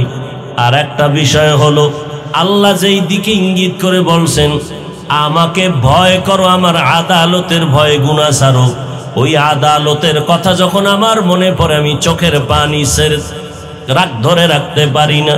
আমি রহমতের নবী কান্না করি, হাসরের ময়দান আমার উম্মতের কি উপায় হবে? যেদিন নবীরা পর্যন্ত কান্নায় বিভোর, একটা নেকির টান পড়বে, কেউ কারো সহযোগিতা করবে না। হাদিসে পাকে নবী বলেন, এক আল্লাহর বান্দা হাসরের ময়দানে সব বান্দার আমল নামা ওজন দিতে গিয়া মাত্র একটা নেকের টান, আল্লাহ বলবে একটা নেক তোমার আমল নামায় চলে আসলে তুমি জান্নাত পেয়ে যাইবা। দেখো তোমার আত্মীয় স্বজন কেউ একটা নেক দেয়নি, আল্লাহর বান্দা দৌড়াবে, সন্তানের কাছে গিয়া বলবে, বাবা জীবনে কষ্ট করে তোমাকে খাওয়াইছি, নিজে খাওয়ার চিন্তা করি নাই, আজ আমি বিপদে পড়েছি, একটা নেক আমাকে দাও। সন্তান বলবে, আমার বাবা ছিল ঠিক, তবে তুমি আমার বাবা আমি বিশ্বাস করি না। এভাবে ঘুরতে ঘুরতে ঘুরতে ঘুরতে কেউ একটা নেক দেয় না, মাত্র একটা নেক হলেই জান্নাত পাবে। কেউ দেয় না, মাও না, বাবাও না, পরিবারের কেউ না। এখন নিরুপায়, চোখে পানি, কান্না করতেছে, কই পাবো একটা নেক? এক নেক হলেই আমি জান্নাত পাবো। আল্লাহর বান্দা নিরুপায় হইয়া কান্না করে করে এখন যা আল্লাহর আদালতে যাবে, হঠাৎ করে দেখে পার্শ্বে একজন বুড়া মানুষ বসে বসে কান্না করে। জিজ্ঞাসা করে, বাবা তুমিও কাঁদো কেন? এই কাঁদো কেন? আমি কাঁদি একটা নেক পাইলে আমি জান্নাতে যাব, আমার কপাল খারাপ, আমার বাচ্চা সন্তান পরিবার কেউ আমাকে নেক দেয় নাই। ওই লোকটা কান্দে আর কয়, ভাই তুমি কাঁদো কেন? কয়, আমার জীবনে কোনো নেক নাই, গুনাহ গুনাহ গুনাহ, আমি কাঁদি জাহান্নামের ভয়। তবে আমার আমল নামায় একটা নেক আছে, এক নেক দিয়ে তো জান্নাতে যেতে পারবো না, আমার জীবনে সব গুনাহ গুনাহ গুনাহ, তবে একটা নেক, ওই একটা নেক দ্বারা জান্নাত পাওয়া যাবে না। তবে তুমি যেহেতু একটা নেকের অভাবে বসে আছো, আমি তোমাকে সেই একটা নেক দিতে চাই, অন্তত তুমি জান্নাতে যাও, আমি খুশি হব। কারণ আমি এই বিপদের সময় আমার একটা ভাইয়ের উপকার করতে পেরেছি। রহমতের নবী বলেন ভালো মানুষকে খায়রুন নাস মাইয়ানফাউন নাস, ওই ব্যক্তি তো ভালো যার দ্বারা অন্যের উপকার হবে, কোনো ক্ষতি হবে না। এই সময় তোমার মাও তোমারে সহযোগিতা করে না, বাবাও করে না, ভাই বোন করে না। আমি যেহেতু একটা নেকের দ্বারা জান্নাত পাবো না, আমার সব গুনাহ গুনাহ গুনাহ, তবে আমি একটা নেক যেহেতু আমার আছে, তোমারও একটা নেকের বড় অভাব, আমি আল্লাহর মহাব্বতে ওই নেকটা তোমাকে দিয়ে দিলাম। আমার দিলটা এতটুকু শান্ত যে আমার একটা ভাইকে আমি উপকার করতে পেরেছি, এটাই আমার তৃপ্তি। বান্দা খুশি হইয়া ও একটা নেক নিয়ে আমার মালিকের আদালতে হাজির। আল্লাহ তুমি দয়া করেছো, একটা নেক আমি পাই না তবে পেয়ে গেলাম, তুমি আমারে জান্নাত দাও। আল্লাহ তো সব জানেন। আল্লাহ বলেন নেকটা কি তোর মা দিছে? কয় না। বাবা দিছে নি? কয় না। তোমার সন্তান দিছে নি? কয় না। কে দিছে বলো? বলে আমার এক ভাই, তার সব গুনাহ গুনাহ, আমল নামায় কোনো নেক নাই, গুনাহ, তবে একটা নেক ছিল, সেই নেকটা আমাকে দিয়েছে। আল্লাহ বলবে তারে আমার আদালতে হাজির করে দাও। এই বিপদের সময় কে তোমাকে একটা নেক দিয়া সহযোগিতা করেছে, আমার আদালতে হাজির করো। আল্লাহ পাকের অর্ডারে ওই আল্লাহর বান্দাকে আল্লাহর আদালতে হাজির করা হবে। আল্লাহ বলবেন এই বান্দা, তুই এই ব্যক্তিকে নেক দিয়েছ কেন? এর মা, এর বাবা, এর আত্মীয় সন্তানেরা কেউ এই মুসিবতের সময় একটা নেক দেয় না, দিবে দূরের কথা, এ যে বাবা সন্তান স্বীকারই করে না। নেক দেওয়া তো পরের কথা, এই ব্যক্তি যে একজন মহিলার স্বামী, মহিলা স্বীকারই করে না, নেক তো পরে দিবে। তোমার এই লোকটা তেমন কোনো আত্মীয় না, তোমার ভাইও না, তুমি কিভাবে তারে একটা নেক দিছো? ওই বান্দা বলবে হে দয়ার মালিক, জাহান্নামের গরম বড় কঠিন ভয়ঙ্কর, সহ্য করা যায় না রে আল্লাহ, তবে আমার জীবনের একটা নেক আমল, আমি তো এই একটা নেক দিয়া জান্নাত পাবো না। এ কারণে আমি চিন্তা করলাম আমার ভাইকে যদি একটু উপকার করে, এই নেক আমি দেওয়ার কারণে সে যদি একটু জান্নাতে যায়, জাহান্নাম থেকে বাঁচলো, বিপদ থেকে বাঁচাইতে পারলাম। আমার একটা নেকের দ্বারা আমার একটা ভাই যদি বিপদ থেকে বেঁচে যায়, আমার এটা তৃপ্তি, আর কিছু না, একটু সহযোগিতা করলাম। আল্লাহ তাআলা বলবেন ফেরেশতা, একটা বান্দা তার ভাইকে যদি একটা নেক দিয়ে বিপদের সময় সহযোগিতা করে, আমি আল্লাহ তো এর থেকেও বড় দয়াময়, আমি আল্লাহ তো রহিম, আমি আল্লাহর এত দয়া, এত মায়া, আমি আল্লাহ পাক ওই একটা নেক দেনেওয়ালা বান্দাকেও এই দয়ার কারণে তাকেও জান্নাত দিয়ে দিলাম। আতিনা ফি দারে দুনিয়া না হাসান, আতিনা ফি দারে উকবা না হাসান, ইয়া গিয়াসাল মুস্তাগীসিন ইহদিনা লিফতিখারা বিল উলুমে ওয়াল গিনা, हर गौरी देने को तू तैयार है, जो न मांगे उससे तू बेजार है। वअम्मा मन खाफ मकाम रब्बिह वनहा नफ्स अनिल हवा फइन्नल जन्नत हियल मावा। अल्लाह ताआला बोलेन, আমার আদালতে দাঁড়াইয়া হিসাব দেওয়ার ভয়ে যারা দুনিয়াতে এই গুনাহ থেকে নিজেরে বাঁচায় রাখবে, আমি আল্লাহ তাকে বিনা হিসাবে জান্নাত দিয়ে দিব। দুনিয়াতে থাকিয়া গুনাহ থেকে বাঁচার উপায়। জীবনের ভাগ দুইটা, একটা আমার পেছনে চলে গেল, সামনে আর একটা আমার হায়াত কতদিন আছে জানা নাই।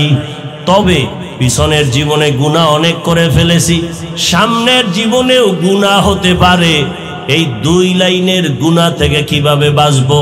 পিছনের গুনাহ থেকে বাঁচার জন্য একটা মেডিসিন লাগবে, সামনের গুনাহ থেকে পবিত্র থাকার জন্য আর একটা মেডিসিন লাগবে। পিছনের যেই মেডিসিনটা গুনাহ করে ফেলেছি, হাতের গুনাহ, চোখের গুনাহ, জবানের গুনাহ, অন্তরের গুনাহ, এইভাবে যত গুনাহ করে ফেলেছি, আল্লাহর হক নষ্ট করে, বান্দার হক নষ্ট করে, যত অন্যায় করেছি, পেছনের গুনাহ থেকে পবিত্রতা অর্জনের জন্য একটা মেডিসিনের প্রয়োজন। ওই মেডিসিনটা না থাকলে পেছনের গুনাহ থেকে আমার ক্ষমা হবে না। সামনের জীবনে যেন আমার চলার পথে কোনো গুনাহ না হয়, ওই গুনাহ থেকে বাঁচার জন্য আর একটা মেডিসিন লাগবে। এই দোনোটা মেডিসিন অর্জন করার একমাত্র জায়গা হলো আল্লাহওয়ালাদের নেক নজর। লিকুল্লি শাইইন মাদিনুন ওয়া মাদিনুত তাকওয়া কুলুবুল আরিফিন। ভালো ভালো জিনিস রাখার গোডাউন আছে, তাকওয়ার গোডাউন হলো একমাত্র আল্লাহর প্রিয় বান্দা যারা আরেফিন, আল্লাহকে চিনেন, আহলুল্লাহ যাদের বলা হয়, তাদের নেক নজর লাগাও। তাদের নজরের মধ্যে পাওয়ার আছে। আল্লাহর নবী বলেন, ক্বালা রাসূলুল্লাহি সাল্লাল্লাহু আলাইহি ওয়া আলিহি ওয়াসাল্লাম, ইত্তাকু ফিরাসাতাল মুমিন ফাইন্নাহু ইয়ানজুরু বিনুরিল্লাহ। আল্লাহর নবী বলেন, আল্লাহর বিশেষ যারা পাওয়ারওয়ালা বান্দা, এদের ফেরাসাতের পাওয়ার থেকে তোমরা সতর্ক, ভয় থাকিও, কারণ এরা অনেক কিছু দেখেন যেটা তোমরা দেখো না। আল্লাহ তাদেরকে স্পেশাল পাওয়ার দান করেন। এই পাওয়ারের নাম কোরআনের ভাষায় ফুরকান, হাদিসের ভাষায় পাওয়ারের নাম ফেরাসাত। ইয়া আইয়ুহাল্লাযীনা আমানু ইন তাত্তাকুল্লাহ ইয়াজআল লাকুম ফুরকানা। আল্লাহ তাআলা বলেন, ও মুমিন, তাকওয়ার উপরে মুজাহাদা করো, প্রচেষ্টা চালাও, আল্লাহ একটা পাওয়ার দান করবেন। এই পাওয়ারের নাম ফুরকান। মা মা'নাল ফুরকান হুয়া নূরুম মিন ইলাহি। ফুরকান নামের পাওয়ার হলো আল্লাহর থেকে স্পেশাল দাও একটা নূরের আলো। ওই আলোটা দিয়া বান্দা হক বাতিল নির্ণয় করে হকের উপরে আগাইতে থাকবে। এই ফুরকান নামের পাওয়ারটাকে হাদিসের ভাষায় বলে ফেরাসাত। ওসমান রাদিয়াল্লাহু তাআলা মসজিদে নববীর মধ্যে বয়ান করতেছেন, সাহাবায়ে কেরাম বসা। শেষের দিকে একজন সাহাবী বাজার থেকে গিয়া মজলিসের পেছনে বসলেন। ওসমান এক নজর দেখে আর নজর দেয় নাই। কিছুক্ষণ পরে বলে, এই মজলিসের মধ্যে এমন একজন ব্যক্তি আমাদের মজলিসে বসছেন যার চোখের মধ্যে জেনার আসর দেখা যায়, জেনার আসর। সাহাবী ভয় পেয়ে গেলেন। বাজার থেকে আসলাম, বাজারে হাঁটার সময় একটা বেগানার নজর লাগছে, বেগানা নারী। তো ওসমান রাদিয়াল্লাহু আনহু মসজিদে বসে খবর কিভাবে পেলেন? তো মজলিস শেষ, সাহাবী ওসমান রাদিয়াল্লাহু আনহুর কাছে গেলেন, গিয়ে আস্তে করে বললেন, হযরত, নবুয়তের দরজা খোলা? বলে না তো। কত ওহির দরজা খোলা? কয় না।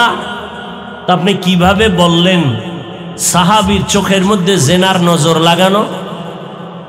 ওসমান রাদিয়াল্লাহু তাআলা আনহু বললেন, ও সাহাবী, নবুয়তের দরজা বন্ধ, ওহির দরজা বন্ধ, নবুয়তের দরজা খোলা নাই, তবে ফেরাসাতের দরজা খোলা।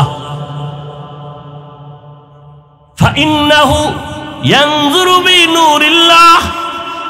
আল্লাহ তাদেরকে এমন একটা নূরের পাওয়ার দান করেন, আলো। কেমন আলো? বলে, আমার এই বাতির পাওয়ার 100 পাওয়ারের বাতির আলো একরকম, 1000 পাওয়ারের বাতির আলোতে আরো অনেক দেখা যায়। আল্লাহ তাআলা এই পাওয়ারটা যাকে দান করবেন, সাধারণ মানুষ যা দেখবে না, ওই বান্দা বান্দি তা দেখবেন। ওমরে ফারুক রাদিয়াল্লাহু তাআলা আনহু মসজিদে নববীর মধ্যে খুতবা দিতেছেন, হঠাৎ করে একটা আওয়াজ দিলেন অপ্রাসঙ্গিক, ইয়া সারিয়াতাল জাবাল, ইয়া সারিয়াতাল জাবাল, ইয়া সারিয়াতাল জাবাল, ও সারিয়া পাহাড় পাহাড় পাহাড়। সারিয়া কই? বলে মদিনাতুল মুনাওয়ারা থেকে 2000 কিলোমিটার দূরে ইরানে যুদ্ধ করতেছে ইসলামের জন্য। সারিয়াকে জিজ্ঞাসা করা হলো, সারিয়া ওমরের আওয়াজটা পেয়েছো? সারিয়া বলে, কাছে বসিয়া যেভাবে শোনা যায় ওইভাবেই ওমরের আওয়াজ শুনেছি। এর নাম ফেরাসাত। দুনিয়ার থেকে বান্দা গুনাহ ছাড়ো, পেছনের গুনাহ থেকে বাঁচার জন্য আলাদা একটা মেডিসিন, সামনে যেন গুনাহ না হয় সেখান থেকে বাঁচার জন্য আর একটা মেডিসিন। দোনোটা মেডিসিন অর্জন করার একমাত্র ঠিকানা আল্লাহর প্রিয় বান্দা আহলুল্লাহ যারা, তাদের সোহবত, তাদের নেক নজর। পেছনের গুনাহ থেকে বাঁচার যে মেডিসিন লাগবে, ওই মেডিসিনের নাম কান্নাওয়ালা তওবা। কি তওবা? কান্নাওয়ালা তওবা। চোরেরে যখন ধরে মানুষ বেতের বাড়ি দেয়, সেও তওবা করে আর চুরি করব না, কিন্তু মন থেকে তওবা করে না, ওই তওবা হবে না। তওবা হবে কান্নাওয়ালা তওবা, যে জীবন চলে যাবে, ওই গুনাহ আর অপরাধ করব না, হে মালিক তুমি আমাকে মাফ করে দাও। তো পিছনের গুনাহ থেকে বাঁচার জন্য যেই মেডিসিন দরকার, সে মেডিসিনের নাম কান্নাওয়ালা তওবা। সামনের জীবনে যে গুনাহ হতে পারে, পারে না? পারে না। সেই জীবনের থেকে বাঁচার জন্য আর একটা মেডিসিন দরকার।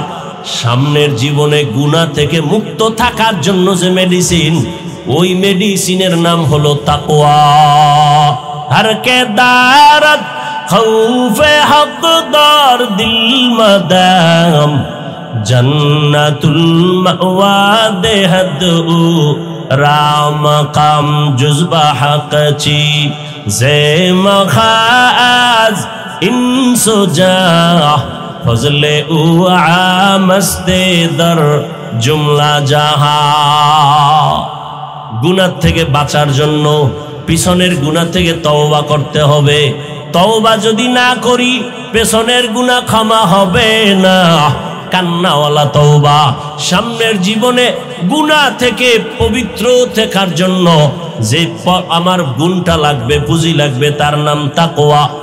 এই দোনোটা পুঁজি অর্জনের একমাত্র ঠিকানা আল্লাহর প্রিয় গোলাম তাকওয়াওয়ালা, আল্লাহওয়ালার নেক নজর। তাদের নজর থাকলেই বান্দা গুনাহ থেকে বাঁচা সম্ভব। আমি মাঝে মাঝে বলি, আমরা যারা আল্লাহওয়ালা মুরব্বীদেরকে মেনে চলার চেষ্টা করি, এরপরও নিজেরা ঠিক থাকতে পারি না, লাইনচ্যুত হয়ে যাই, হাঁটায় ভুল, কথায় ভুল, চলায় ভুল। আর যারা কোনো আল্লাহওয়ালাকে মুরব্বী হিসাবে মেনে চলে না, এদের দুনিয়াও বরবাদ, আখিরাতও বরবাদ। এদের দুনিয়াও বরবাদ, আখিরাতও বরবাদ। এর নবীর উম্মত, আল্লাহর ভয় বড় দামি এক সম্পদ। জমিনের একজন বড় রাষ্ট্র পরিচালনা করেন, আপনারা সবাই তার নাম জানেন, বাদশাহ হারুন রশিদ। নাম শুনছেন কোনোদিন? তার স্ত্রীর নাম কি জানেন? কেউ জানেন না? জুবায়েদা খাতুন। এত বড় রাষ্ট্রের একজন দায়িত্বশীল বাদশাহ হারুন রশিদ একদিকে রাষ্ট্র চালায়, অন্যদিকে আল্লাহর ঘর মসজিদের ইমামতি করে। রাষ্ট্রের ইমাম তো এমনই হওয়া উচিত যে মসজিদেরও ইমাম হবে, রাষ্ট্রেরও কি হবে? ইমাম হবে। তাহলে দেশে শান্তি হবে। কি বলেন? আপনারা যে দ্বিতীয়বার স্বাধীন করে একটা লাভ দেন, যে দ্বিতীয়বার স্বাধীন করেছেন, ফলাফল কি এ বিষয়ে কিঞ্চিত আলোচনা মাগরিবের নামাজের এশার আগে করে গেছেন। স্বাধীন স্বাধীন দিলেন, কি পেয়েছেন কি? যদি আপনার স্বাধীনতা সফল হয়, তাহলে কেন এখনো বাবার সামনে মেয়েকে ধর্ষণ করা হয়? জুলাইয়ের স্বাধীনতার যদি সফল হয়, কেন এখনো স্বামীর সামনে তার স্ত্রীকে ধর্ষণ করা হয়? এখনো কেন পানির মধ্যে লাশ পাওয়া যায়? স্বাধীনতা যদি সফল হয়, এখনো কেন দোকানওয়ালা ব্যবসায়ী কেন নিরাপত্তাহীনতায় ভুগে? বোঝা গেল স্বাধীন সফল হয়নি।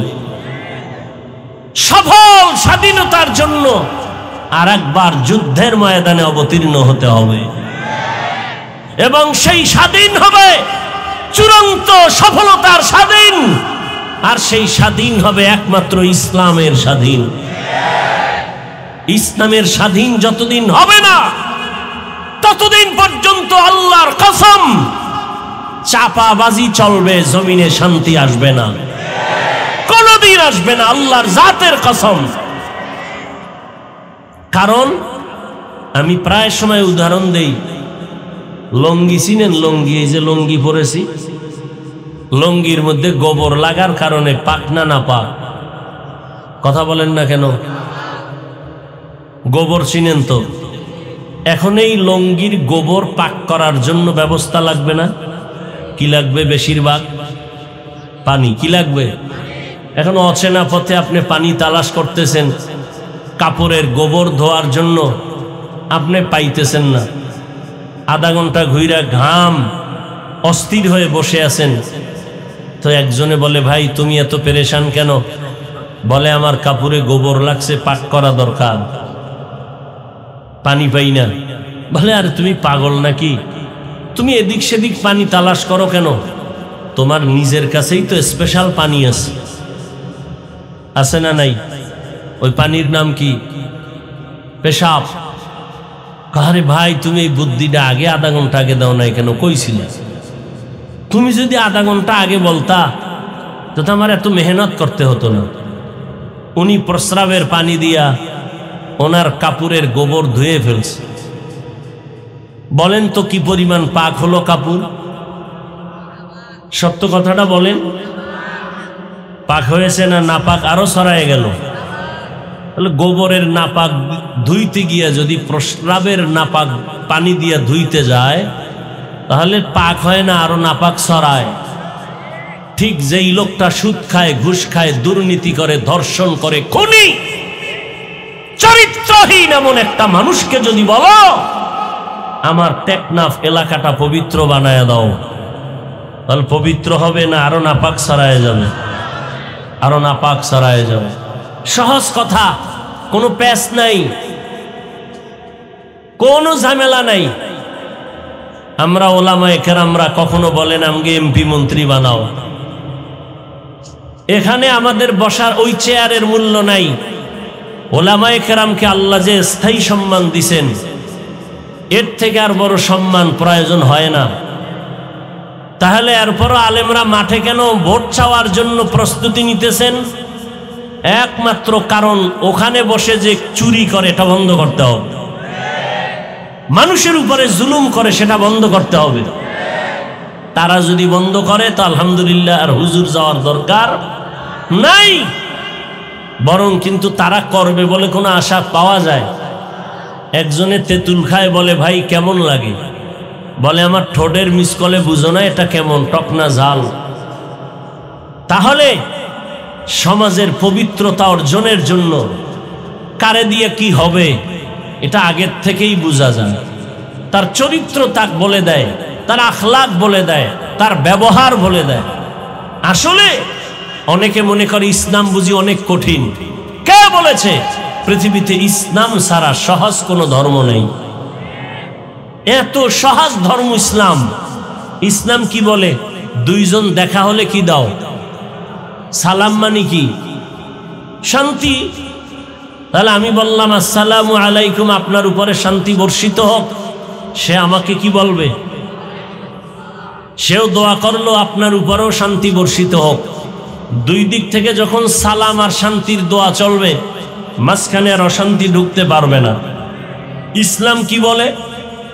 বলে এই বড়রা ছোটদের উপরে মায়া করো, ও ছোটরা বড়দেরকে সম্মান করে চলো। আল্লাহর কসম, আমার দেশের বড়রা যদি ছোটদেরকে মায়ার নজরে দেখে কোনোদিন জুলুম করবে না। আবার ছোটরা যদি বড়দেরকে সম্মানের নজরে দেখে বেয়াদবি করবে না। এর নাম ইসলাম। ইসলাম কি বলে? কর্মচারী কাজ করে ঘাম ঝরার আগে বেতন দিয়ে দাও। বেতন যদি আগে দিয়ে দেয়, কর্মচারী কাজের মধ্যে চুরি করবে না, বরং আমানত রক্ষা করবে। তাহলে যে যাই বলেন আর না বলেন, মানেন আর না মানেন, ফাইনাল কথা, ইসলাম ছাড়ায় জমিনে শান্তি আসবে কোনোদিন সম্ভব না। অতএব সেই ইসলাম এ জমিনে আনার জন্য চেষ্টা করতে হবে আমাদের। না আপনারা যদি অপেক্ষায় থাকেন, তসবিহ নিয়ে দিন গুনেন, ভোটের আগের রাত্রে টাকা খাবো, আছেন না অনেক বান্দা, ভোটের আগের রাতে টাকা খাবে, তাহলে এটা তো আপনিই ইসলামের পথকে আটকায় দিলেন। এই টাকা খাওয়া হালাল না হারাম? জোরে বলেন। আমি প্রায় সময় বলি, যারা ভোটের আগে টাকা খাওয়ার নিয়ত করেন, আপনারা বাথরুমে গিয়া 10 গ্রাম পায়খানা খাইবেন, পরে টেকনাফ বাজারে গিয়া হালাল সাবান দিয়া কুলি করবেন, গন্ধ সব শেষ হয়ে যাবে। কিন্তু যদি আপনারা এই ভোটের আগে টাকা নেন আর ওই টাকা আপনি ভক্ষণ করেন, আপনার রক্ত গোশত না পাক, ওই টাকা আপনার সন্তান পরিবার খাবে, ওদের রক্ত গোশত না পাক, আমি বলবো আপনি বাপ নামের কলঙ্ক, আপনি স্বামী নামের কলঙ্ক। এজন্য ইসলাম সবাই চায় না কারা? যারা চোর দুর্নীতিবাজ, এরা ইসলাম চায় না। চিন্তা করে ইসলাম আসলে আমাদের চুরি বন্ধ হয়ে যাবে, দুর্নীতি বন্ধ হয়ে যাবে, এরা ইসলাম চায় না। এই যে প্যান্ডেলটা বয়ান চলতেছে, এইটা কি ওয়াজের প্যান্ডেল না রাজনীতির প্যান্ডেল? ওয়াজ মাহফিল। তাহলে এই প্যান্ডেলে রাজনীতির নেতার নাম থাকে কেন? বিভিন্ন জায়গায় তারা বক্তব্য দিয়ে ভোট চায় কেন? তাতে কোনো দোষ নাই। আমরা আল্লাহর কোরআন রসুলের হাদিস দিয়া দেশ নিয়ে কথা বললে এটা দোষ। একজনে বলছে না, আপনার বেলায় কুরু, আমরা বললে মাকরু। 20 বছর ডাউলের পানি খেয়ে মাদ্রাসায় পড়েছি, 24টা ঘন্টা পড়েছি কি কোরআন হাদিস, কোরআন হাদিস, কোরআন, এর বাইরে কিছু না। কয়টা নক্তা আছে, জের আছে, জবর আছে, অক্ষর আছে, শব্দ আছে, বাক্য আছে। কয়টা নামাজের আয়াত কতটা, রোজার আয়াত আছে কতটা, পরিবার নীতির আয়াত কতটা, অর্থনীতির আয়াত কতটা, সমাজনীতির আয়াত কত, বিধান কি, মাসআলা কি, ফতোয়া কি, সব পড়লাম। আর এখন যদি কোনো সুদখোর এসে বলে হুজুর বয়ানটা এই সিস্টেমে করেন, তাহলে ওর কানের পর্দা গরম করে দিতে হয় না? যে কোরআন হাদিস পড়লাম 20 বছর আর বয়ান শিখতে হবে সুদখোর থেকে। এই সমস্যাগুলো কেন?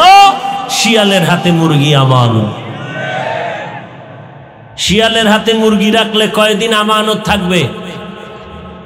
শিয়ালের হাতে মুরগি রাখলে যা হয়, মাদ্রাসা মসজিদ আর ধর্মের চাবি সুদখোর, ঘুষখোর, খুনি, ধর্ষকের হাতে রাখলে তাই হবে।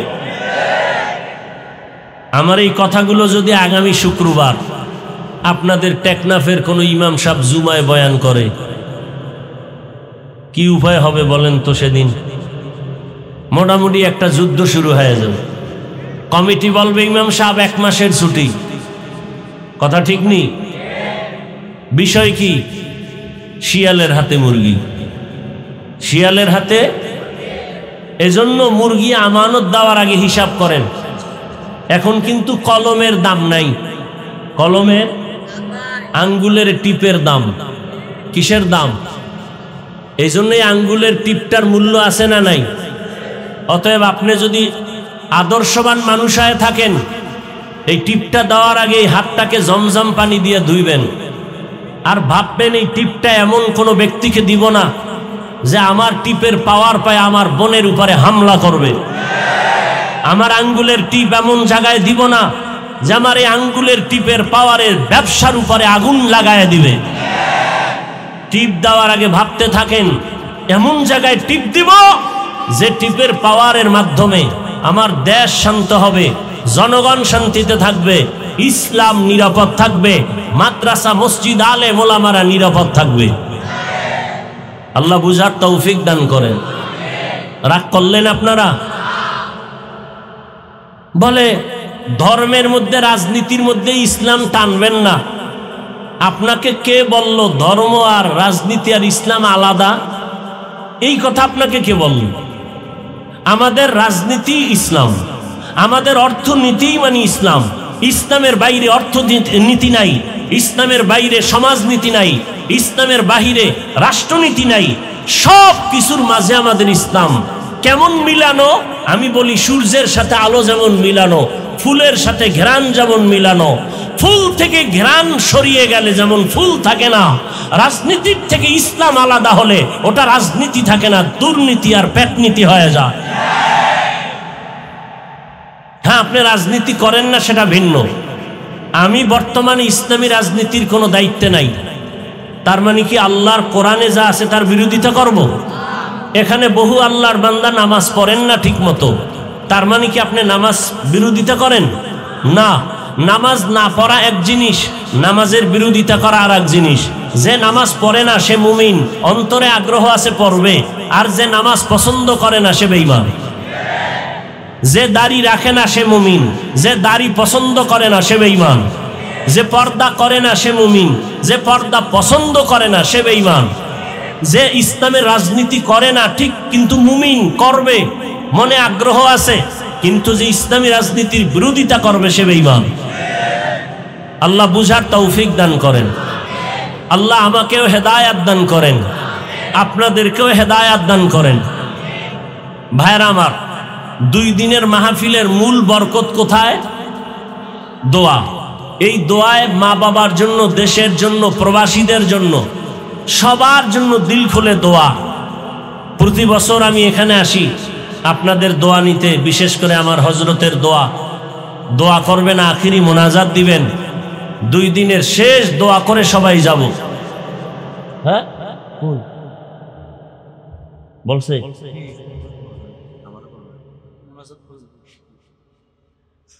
হজরত নাকি অসুস্থ, দোয়া চেয়েছেন, আমরা দোয়া করি আল্লাহ পাকে মাহফিল কবুল করেন।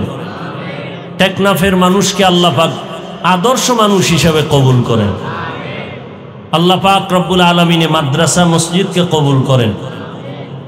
আমরা একবার সূরা ফাতিহা, 3 বার ইখলাস পড়ি।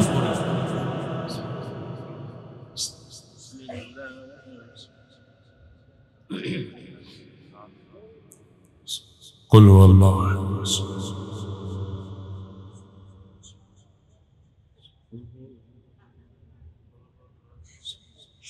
দরুদ শরীফ পড়ি, আল্লাহুম্মা সাল্লি আলা মুহাম্মাদ।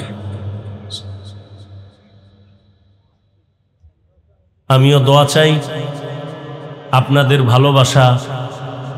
আর ঢাকাতে আমি একটি মাদ্রাসার খেদমতে আছি, ভালোবাসার তাগিদেই বলছি, সুন্নত হিসেবে। আপনারা অনেকে দেখেছেন, জানছেন 20 কোটি টাকার একটা জায়গা নিয়েছে। আপনাদের শুধু দোয়ার জন্য বলছি, দোয়া করবেন, আল্লাহ কুদরতের দ্বারা ব্যবস্থা করে দেন। মা বোনদেরকেও আমার এই মেসেজটা পৌঁছায় দিবেন। এবং কেউ যদি ভালোবেসে মনে করেন যে না আমিও কিছু অংশীদার হতে চাই, তাহলে একটা লিফলেট আপনারা নিয়ে যাবেন মোনাজাতের পরে। এখানে ব্যাংক অ্যাকাউন্ট নাম্বার, বিকাশ নাম্বার আছে, পারলে আপনারা পরে পাঠিয়ে দিবেন। এখানে সব লেখা আছে, ডিটেলস। যদি একান্ত কেউ না পারেন, 1500 টাকা দিয়ে হলেও একটু অংশীদার হবেন, আল্লাহ কবুল করেন। একটা লিফলেট তারাই নিবেন যারা দিবেন। আর কেউ যদি আমার হাতে নগদ দিতে চান, মোনাজাতের পরে দিয়ে একটা কুপন নিয়ে যাবেন, 1000 হোক 500 হোক, দিনের জন্য। দেখবেন আল্লাহ বরকত বাড়ায় দিবেন। দান করলে অনেক বরকত হয়। নগদ দিতে চাইলে দিয়ে এখান থেকে আমার হাতে একটা কুপন নিয়ে যাবেন, আর যারা পরে দিবেন একটা লিফলেট নিয়ে যাবেন। আল্লাহ সবাইকে কবুল করেন। আলহামদুলিল্লাহি রাব্বিল আলামিন।